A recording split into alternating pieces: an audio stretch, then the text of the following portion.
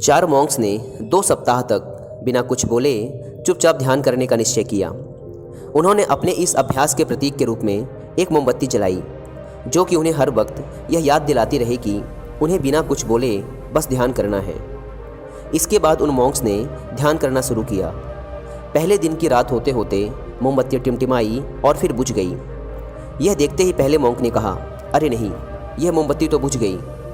दूसरे मॉन्क ने कहा, हमें बात नहीं करनी चाहिए, हमने कुछ भी ना बोलने की कसम खाई थी। तीसरे मॉन्क ने कहा, तुम दोनों को बोलने की क्या ज़रूरत थी। चौथा मॉन्क हंसा और बोला, हा हा हा, मैं अकेला हूँ जिसने बात नहीं की। दोस्तों, उन सभी के बोलने के अपने अलग अलग कारण थे, लेकिन चारों में से प्रत्येक ने बिना कुछ सोचे तुरंत ही अपने विचार रख दिए। उनमें से किसी ने भी स्थिति को सुधारने का प्रयास नहीं किया। उसी आश्रम में उन चारों के अलावा एक बूढ़ा बुद्धिमान मॉन्क भी था। वह बिना कुछ बोले और उनकी तरफ ध्यान दिए बिना ही चुपचाप ध्यान करता रहा।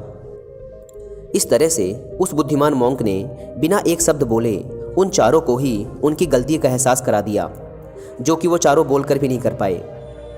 बिना सोचे समझे और ज़रूरत से अधिक बोलने पर हमें खुद ही लोगों के सामने शर्मिंदा होना पड़ता है। एक समझदार व्यक्ति कभी भी बिना मांगे किसी को सलाह नहीं देता, क्योंकि वह जानता है कि बिना मांगे दी गई सलाह का कोई मतलब नहीं होता और ना ही सामने वाला उस सलाह को मानता है। लेकिन आजकल लोगों ने अपनी प्रॉब्लम बताई नहीं कि हम उन्हें सॉल्यूशन देना शुरू कर देते हैं, जबकि 99% केसेस में जब लोग हमसे अपनी प्रॉब्लम शेयर कर रहे होते हैं तो वो हमसे कोई सॉल्यूशन नहीं सुनना चाहते, बल्कि वो तो सिर्फ ये चाहते हैं कि हम उनकी बातों को ध्यान से सुन लें, और इससे उन्हें कुछ समय के लिए शांति महसूस होती है। क्योंकि हम उन्हें जो सलाह देंगे ये उन्हें भी पता है। हर इंसान को पता होता है कि क्या सही है और क्या गलत है। इसलिए जब अगली बार हमसे कोई अपनी प्रॉब्लम शेयर करे तो हम बस उसकी बातों को ध्यान से सुने, उसे सलाह देना ना शुरू कर दें जब तक कि उसने मांगी ना हो।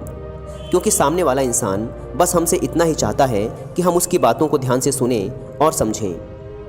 ये बात तो आप लोगों ने भी सुनी होगी, हम जितना कम बोलते हैं उतने ही समझदार होते जाते हैं, और इसका उल्टा भी उतना ही सही है। जो जितना बुद्धिमान होगा वह उतना ही कम बोलेगा।